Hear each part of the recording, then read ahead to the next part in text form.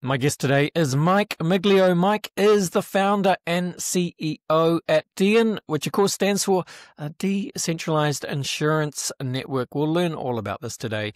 Welcome to the show, Mike. Hi, Annie. Thank you for having me. I appreciate you. It is a pleasure, Mike. Hey, look, let's do what we do at the beginning of the show. It would be super cool if you could please introduce yourself. We'd just love to hear a little bit of your personal and professional backstory. Yeah, what have you been doing in the lead up to founding DEIN? Yeah, sure. So I've been full-time crypto native for 10 years, since about 2016. I founded one of the world's first cryptocurrency exclusive law firms back in 2017, before there was a regulatory playbook, before people even knew the term crypto lawyer. In fact, I didn't even know if it was a real thing when I founded it. I was just already trading full time and figured there should be lawyers doing stuff like this. So that really kicked off my career. I help with a lot of exchanges. I help with a lot of ICOs. And I was primarily helping founders navigate through the regulatory uncertainty and doing compliance. Did that for 5 years, saw a lot of projects fail and succeed that were my clients. And the whole time, these 5 years of me doing legal work, I was indulging deeply in the tech and learning about the ethos of crypto. And I became a believer in decentralization, because it's essentially you can take these financial products, make them autonomous. They run 24/7. They're transparent. And that means no middlemen. That means less friction. And so you could create real value by building these protocols if they work, if you can balance them correctly. So that's when I got my start. About 5 years ago, I became a founder of my first protocol called Bridge Mutual. That was also an insurance protocol. It sold $62 million of insurance. It was a big success for us. And now we are moving into what is called DEIN, which stands for Decentralized Insurance Network. That is my second protocol, the team's second protocol. And it is doing the same thing, but on a much more broad and massive scale. Yes, indeed. Well, thank you, Mike. Yeah, I mean, great backstory. It sounds like you're certainly the man for the job. So just give us a bit more color then. So, yeah, I guess the vision for DEIN. What is DEIN at a high level? Yeah, so right now, we're starting with crypto. I'll make that clear. DEIN is a decentralized insurance marketplace. The end goal is to get into real world risk trading, but we're starting where we're native, which is the crypto markets. Right now, crypto relies very heavily on hype, reputation, and just trust, which is not great for determining risk. So the industry loses about $3 to $4 billion a year on average, and I think for 2025 we're on track to lose more than all the previous years as well. And then we lose it to hacks and exploits and scandals and things like this. So the problem with that is we have these amazing bull markets, and then something goes wrong. A cascade of failure occurs, black swan events, for example, Terra Luna, the UST peg, the FTX scandal, the Celsius scandal, and all of this ends up hurting a bunch of risk takers that comprise like the motivation for developers to do things in the market. And when these risk takers lose their capital and they don't ever get it back, they lost 100% of their principal and their lives, many of them ruined, they don't return, or at least they don't return very quickly, and the market doesn't forget for years. So then we have these multi-year-long bear cycles, which were not caused by pure market factors. They were caused by external incidents, caused by reputation and trust and hype and things that don't properly calculate risk, right? So this is the issue with crypto, with DeFi, and there is no market for people to kind of assess what a cost of risk should be. And that's what we're creating. So this will unlock a lot of capital that's dormant, capital too afraid to deploy because you're relying on audits. And these audits, they can sometimes be outdated within weeks, right? Because developers can just change the contracts. So that's the issue we're solving. Yeah, and look, another way that I've seen you talk about this is you describe this as the missing trust layer for DeFi. So you've kind of articulated, why that's needed. So just explain a little bit more, what you mean by the missing trust layer. Right. So we have no objective on-chain risk measurement. And DEIN has an algorithm that automatically prices risk based on supply and demand. So if people think that something is risky, they won't underwrite it. If they think it's safe, they will. And if they're underwriting it, and there's ample amounts of capital available to buy insurance, the price will be low. And if nobody wants to underwrite it because they think it's risky, the price will be high. So it balances things out, and it moves the narrative away from like, oh, look, they got audited by these two firms and these guys are backed by these people, because like really the industry has a lot of follow-on capital, a lot of follow-on influencers, a lot of people are paid to promote things. And that doesn't mean it's good. That doesn't mean it's safe. And we've seen a lot of people lose money over trusting this hype and over trusting when they see a big name on something that it's safe when it's not. So in this case with DEIN, we rely on incentives and data, not reputation of a protocol to price these risks. Yeah, very well said. Look, as much as something like DEIN, I can see that it is very much needed, but, there is people, there are other options. There's, I guess, the traditional insurance route, but there are also other existing DeFi coverage solutions of, kind of various different models. How would you say that DEIN's decentralized insurance model is different? What's unique? Yeah, I would call this like the one ring to rule them all type of play here. We're decentralized. We're a protocol that can develop through the DAO. We don't need the team. The team could disappear the day after the DAO goes live. The protocol will continue to exist. It'll continue to run. The community can edit the variables and add more products to it and create their own front ends. This is really a decentralized network. So what we've created is a host of these smart contracts, and these smart contracts can create some more smart contracts and really build upon itself. Whereas our competitors are primarily what I call Web 2.5, right? They're not scalable solutions. They have a lot of hard-coded things. They have a lot of things that depend on humans. For example, payouts. Most protocols don't automatically pay out. And most of the protocols that have existed in the past, and there are not many anymore, many have failed, but the insurance products in the past, you would maybe have a vote that was decentralized, but the team like has to go and then pay the person out. They can just choose not to. They can also overturn the vote. This isn't really a trust layer. That's kind of like a middleman service with a token attached. And the token is, primarily for speculation. The token value doesn't get driven up by the fact the protocol is being used. And these models don't work. We've had 7 years of these fake protocols in various different sectors, not just insurance. I'm not calling anybody out, but we're totally missing the potential of what tokens and on-chain protocols can be. The real value in having a token should be that the token actually controls the protocol. The protocol provides a service. The service generates revenue, and that revenue buys the token back. It's got to be a flywheel, and that's what we've created. That is the most sensible, logical business model for these types of things. And unfortunately, like crypto Web3, it gets a lot of flack for just the fact that, many people use these tokens to raise capital and then dump on their community. Community has no idea what the token does. The truth is it doesn't do anything. It just has their ticker, and people think like, well, if the thing creates value, tokens should go up, but they're not correlated because they're not really connected. And that's that they're not protocols. So like that's what's happening here. That's how we're different, at least in that respect. Yeah. Could not agree more. Look, walk us through then, you don't need to go super technical, but just give us an idea of, use the word flywheel, I guess. But how DEIN prices risk and manages claims in an on-chain way. How does that process work? Yeah, those are two different things there. So the pricing of the risk is an algorithm that we've been tuning for the last few years. We had our previous insurance protocol, and we were able to determine exactly how much is too much, how expensive is too expensive, where people stop buying it, and then how much rewards do we need, how many rewards do we need to attract the capital to underwrite this, and we balance this out over a long period of time. So we have the exact formulas on our Git book. Actually, most of the information for the protocol is on the Git book. We don't have a white paper because the white paper is too short for this, and so people can go and check that out. And then for the claiming model, the voting model, the token acts as the game theory mechanism in the center of the protocol. And essentially, people have to stake this token, because when they do, well, first they have to buy it, then they have to stake it. The more they stake and the longer they stake, the more power they have. But that also means they're trapped alongside our incentives. Because if you buy a bunch of my tokens and then you stake them, you care about the best interest of the protocol. Because once you're staked and you're locked, you can't then take them out and sell them. You're locked for a while.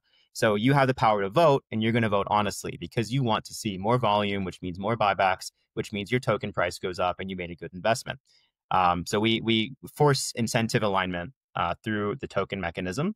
The voting process is a blind voting process that takes 1 to 2 weeks, depending on if there's an appeal. When I say blind, I mean on chain, you can see all the votes coming in, but you cannot see the value of the vote. You cannot see what they are voting, whether they're voting yes or no, or how much money. At the end of the voting period, another transaction is run that unhashes all of those votes. Then you can see the outcome of all the votes transparently. You can be sure that it wasn't rigged. And if it gets approved, then the average amount rewarded to the user is what gets automatically sent to their account. If it gets denied, then they can make an appeal within a short window where the process happens again, but this time with accounts that have a high reputation score. The reputation thing is a whole nother subject, but we have a way of tracking reputation for voters that basically eliminates and mutes people who are trying to game the system. And it makes it more and more expensive for them to keep trying to game it, which just increases token price because they have to keep buying tokens and staking more to try to game it again. So it's all game theory, and it's a brilliant model, and it works. We've actually used it in our last protocol. There was nothing wrong with it. We had claims go through; they got automatic payouts. So we're really secure in the voting process. Yeah. What are the key risks? I mean, I guess people can kind of understand, the typical smart contract risks and so on, but just outline I guess some of the the most common risks that people would seek to cover against. Yeah. So clearly that the first one would be smart contract risk with exploits, because you've got lending and loading protocols, you've got other types of protocols where people are putting in capital or staking some kind of pair to generate a yield for themselves. But then those protocols can get hacked, they lose all their money. They might pay out, 15, 20% APY, maybe even a lot more for some of these pools. Meanwhile, the insurance will be costing you somewhere between 1 to 5% on the highish side. So you just do the math. If you're making 20 here and you're spending 3 here, you're gonna net 17%, and you're eliminating your downside risk of losing everything, which is the real reason people don't use DeFi, is they're afraid of losing everything. Then we've got Oracle insurance, we've got DPEG insurance for stablecoins, people that keep a lot of capital in stablecoins. For example, anyone lending money on Aave might be lending money for like 4 or 5%. They're not worried about Aave getting hacked because it's never been hacked and it's had billions of dollars, so it's safe. But they could be worried about the DPEG, right? So maybe they want to pay 1% for the DPEG insurance and net the other 4 or 5% on Aave and not have to worry that all their net worth is in USDT or C. So there's that. And then we've got custodian insurance, which is pretty self-explanatory, exchanges that you might not trust. So those are a few examples for the on-chain and crypto insurance. And I guess the other side of that is, again, Mike, people can understand I guess most of the types of different customer buckets, if you like, that would be, wanting to insure against some of these risks. So just go through them real quickly. I imagine it's like it's everything from individuals to traders to DAOs, people running protocols, funds, exchanges themselves, perhaps. I mean, you pretty much named them all, but correct. I'll give myself as an example for the type of user, right? Like I've used DeFi before. I lost a 6-figure sum of money. It was a lot of money to me at the time in a hack that affected my friend's protocol, another founder in the space. Lost everything. There was no way to get it back, no way to trace the capital. Never used DeFi again. I was chasing 16% yield. And I was trying to help my friend out just by using his protocol and being like, hey, I support you. Look at this. And then they got hacked and there was just nothing I could do about it. And now I won't use DeFi again. So there's a lot of people like me who have been burned, who this protocol will unlock their capital and bring it into the market. There's people who have never been burned, who don't want to risk their Bitcoin, their ETH, their USDC and stables in the market, that, if they could buy insurance, they would deploy it. And this will be a great bonus to the industry, because we've got much more incentives than for building these protocols, because they can have much higher total value locked, much higher TVL, if people have a cheap, reliable insurance option for anything they want. And with DEIN, we provide that because we're omni-chain right from the beginning. So we're going to be the first mover on hundreds of chains on day one. Maybe that's an exaggeration because there's not that many chains, like 120 or 150 chains. We'll have hundreds of protocols on day one as well. And people just have to look for what they think fits their appetite and then underwrite it or buy a policy against it. The insurance is automatically bootstrapped by DEIN. We have a model that bootstraps trusted pools so that we don't have a bootstrap issue with liquidity. And that's, I think I meandered off a little bit to the right, but you've got people who just want to take their stable coins, put it somewhere and earn yield. DEIN's great for that. Become an underwriter. Then you've got people who want to be really complicated, actively manage their fund, do min-maxing on their yield generation. They want to loop their funds. They want to do multi-chain activity. If that's you, you can make a lot more money than underwriting, but you take all this risk. And so you also have to do a lot of research. It's a full-time job. So then for you, you want to be a policy buyer. You want to buy some policies. And then you've got a third type of user who just like is maybe someone in the middle, maybe someone on either side, or they just believe in insurance. They want to be incentivized. They want to be aligned with insurance. They think it's a cool idea. Typically, those types of people buy the token, and a lot of them just actively manage the claims because it's fun and cool and novel and interesting at this stage. Yeah, makes sense. What are the, as I say, it makes sense, and you can see the enormous amount of potential capital that can be unlocked. What are the stumbling blocks or the challenges, I suppose, Mike, in actually getting people to take action and understand that, the risks can be insured against, and there's perhaps not so much as their risk itself and DEIN from people's perceptions. What needs to happen for people to actually begin to adopt this and as I say, take action? The biggest barrier by far is education and marketing. People just need to understand that it's possible. Like, I'll take 20% as the number because I think that's what I often see with the protocols is like 20% yield is a lot of yield. And for non-accredited investors or people that don't have a ton of money, yields that high are rare to come by. You don't see 20% year over year a lot in the traditional markets or in traditional investment opportunities. DeFi has them literally everywhere. So why aren't people doing it? Because of the risk, right? The perceived risk at the very least, the risk that you're going to try to chase 20% and lose literally everything. This solves that problem. People need to know that it solves that problem. If they did, they would be chasing the 20% yields and paying out a small percentage for the premium every year. And then this would standardize the market over time. This is still the Wild West. We have these really outsized returns for these really unknown risks. This fixes that problem. And I don't think we can have a sustained bull market without it, frankly. Everything is just guessing games and hype and reputation at this point. So we need to educate people that this exists. It's a good option. And we need to market them because the math makes sense. The math makes sense. So it's not an issue of whether or not like this is going to work out financially for people. It makes sense for both sides. We're just creating a market and taking a small cut in the middle, which buys the tokens back. Those are the fees. And the tokens are constantly being bought back with this volume. And the tokens then go into the DAO, not the team. There's no external company extracting value, nothing like that. All the money is returned, in essence, back to the token holders. We're all shareholders in this massive protocol. People need to understand that too. And once they do, like this kind of model that I've developed, that I don't think I'm the creator of by any means. I just, we've developed it, we've tweaked it. This kind of model, I think, will become the norm soon. Like within 3 years, I think this type of protocol, the way we're operating, will be standard practice and will make a lot of sense for everybody else. Yeah. I love it. Thank you, Mike. Very well said. Look, as we start to finish up this part of the podcast, then for people listening and they're thinking, well, I want to take a deeper look at DEIN, they might want to insure against the various risks covered today. Just, explain what is the best place for people to go to learn more, get involved. What should they do? Where should they go, Mike? Yeah, it's our website. It's very simple. It's DEIN.fi. DEIN.fi. That's pretty much our moniker and our handle on every platform. From I think Discord is /DEIN. I think our Twitter is DEIN_FI. You can find us and all this. Google us. Don't get scammed. There are impersonators, but that's where you can find us.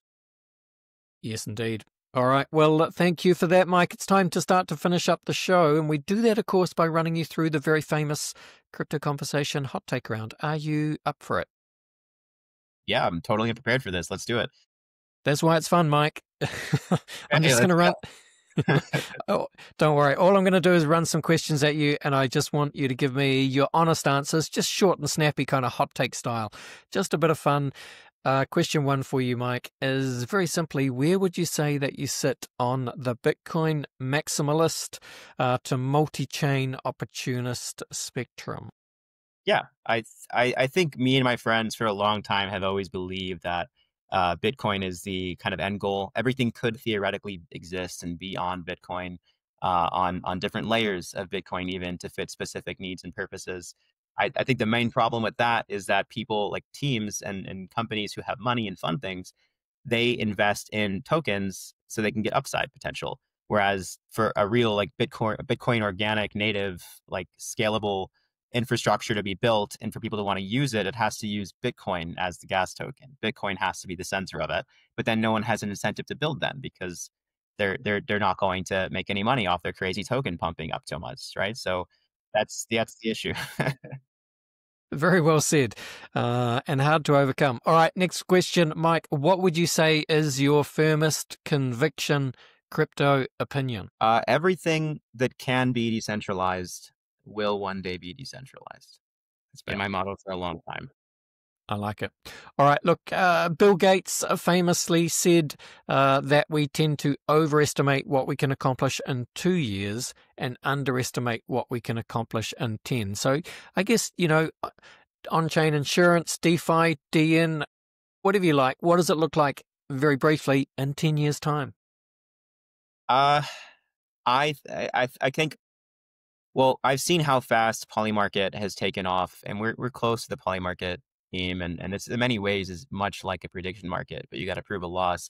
They've blown up so quickly, and that gives me a lot of hope and confidence that we can really do the same. End game for DeIN is thousands of claims a day, maybe an hour, right? People who buy the token and stake it because it becomes their job. It becomes their business model to support themselves because they're managing and handling claims for rewards. Every time you handle a claim on DeIN, you get an amount of tokens back. So I can imagine people in second and third world countries that are maybe fluent in English or maybe other languages, depending on the claims language, sitting there and managing claims all day and making a living off of this. And they're their own boss. They bought their tokens, they stake their tokens, they're aligned with DeIN, they're a claim manager actively, and there's no HR or corporate structure or anything. They're just part of the centralized system, and it pays them out reliably and consistently. That's my goal, my dream. I think that'll happen for us. Like it. Another way of thinking about this is a wonderful quote by sci-fi author William Gibson that you will have heard, Mike. Mr. Gibson, of course, said that the future is already here. It's just not evenly distributed. Now, with that in mind, Mike, can you think of an example of the future being here right now, but most people aren't aware of it? Yeah, I mean, what we're building. I mean, I bought my home with an Aave loan because where I live, which is Puerto Rico, it is so difficult to get financing, even if you've got everything ready and prepared. The sellers don't even want to deal with you because if you're dealing with a bank, it's just too slow, right? They want all cash buyers right away. I don't want to sell my crypto right away. I do the math on the interest. I put my ETH and Bitcoin into Aave. I took out USDC. I put that in my bank and I paid for the house.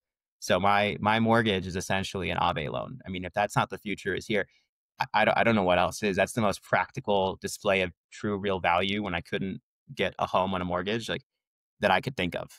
So Love it. Yep. Couldn't agree more. And it brings us nicely to the final question, Mike, which is, what is your favorite science fiction book, film, or TV show? I would have to say it's probably 1984. I think I've read that 3 times and listened to the audiobook once. So, every time I listen to it, it just sounds more and more like today. I don't want to get political, but it has a creepy resemblance to what's been happening around the world in the last 5 years. Yeah, 1984, of course, the George Orwell dystopian classic. Full of doublespeak, and you do see that kind of lots of propaganda and doublespeak and the change of meanings and so on. Like the party's final command, I'm butchering the quote, was to deny the evidence of your eyes and ears. It was their most essential and final command, something like that, right? Like that's a haunting quote for me, and I think about it all the time. Yeah. Very, very well said. Great example. Thank you, Mike. And look, hey, that brings us to the end of the show. And this was super fun. Thank you so much for coming and spending some time with us today. Just to close it out, again, please just explain very simply, what is DEIN and where can people go to, get involved? Right. So DEIN is a decentralized insurance network. We are automating insurance cross-border, cross-boundary. People will be able to soon underwrite any of their crypto risks, and then soon thereafter underwrite any traditional risks. It'll create new markets. It'll open up lots of opportunity, unlock a lot of capital. Please, if you're interested in getting involved in DeFi, go and check out DEIN.fi, DEIN.fi. That's our website. From there, you can open up the app. You can browse a bunch of offers, and you can do the math yourself for whether or not the risk makes sense for you and start earning yield in a safe way online. Simple as that. Hey, thank you so much, Mike. All the best, and bye for now. Thank you, Andy. Have a good day.